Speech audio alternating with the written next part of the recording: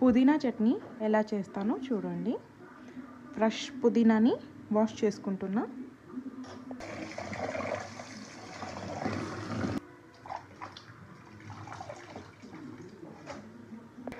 ఇప్పుడు fry pan పెట్టుకొని కొన్ని పల్లీలు ఫ్రై చేసుకోవాలి.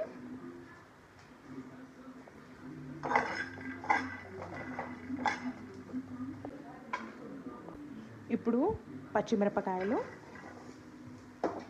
వాష్ చేసి పెట్టుకున్న పుదీనా వేసేసుకుంటున్నాం. కొంచెం ఆయిల్ పోస్తున్నాం.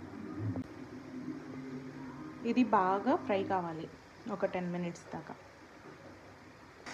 ఈ రెసిపీ అయితే మా అత్తయ్య గారిది.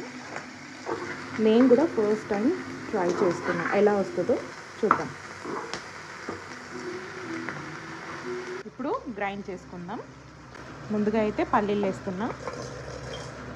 ఇది గ్రైండ్ చేసుకుంటా. ఇప్పుడు ఫ్రై చేసుకున్న పుదీనా గ్రైండర్కి వేసేద్దాం. ఇందులో వెల్లుల్లిపాయ, జీలకర్ర, సరిపడా ఉప్పు వేస్తున్నా.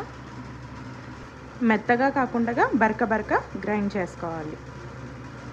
నానబెట్టి ఉంచిన చింతపండు. ఫైనల్గా ఇది మన పుదీనా చట్నీ. ఎలా అయిందో చెప్పండి.